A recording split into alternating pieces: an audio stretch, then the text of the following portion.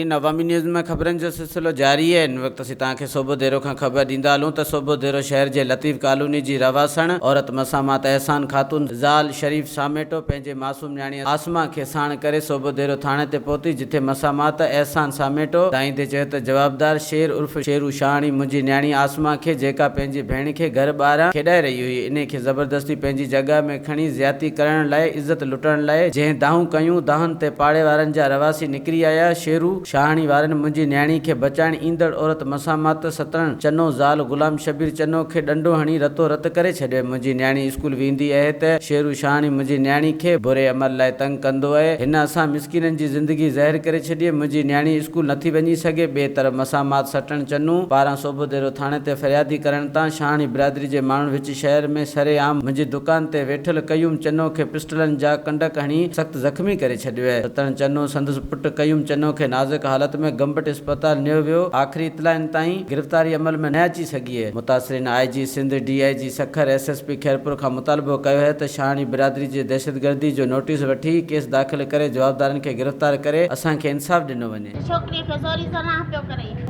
शाहणी हिननि छॾायो आहे बचा करे छोकिरनि खे वरी पाड़े वारनि छॾायो आहे, उन्हनि खे रतो वाह कयो अथई। केरू खणी वियो शाहणी आहे पंहिंजे कमरे में खणी वियो जेको इहो वारो खणे मूंखे त चए हेॾे फलाणे खे ॾेई आहे कागज़, मां चयो छो ॾेई चयो लते मूंखे करे सना पियो करे हिनखे छॾायोसीं ॿुधा। उन खां पोइ 15-20 माण्हू अची असांजी दुकान ते विच शहर में हमिलो करे आहिनि, पिस्टल ऐं चाकूअ सां विड़ी आहिनि। नाला छा अथनि?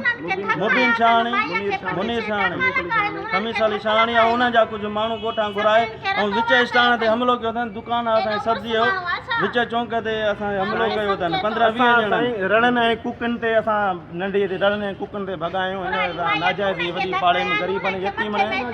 वधीक ख़बरनि ऐं तफ़सील जे लाइ विज़िट कयो असांजी वेबसाइट awami news hd.com ऐं ॾिसंदा रहो अवामी न्यूज़ HD।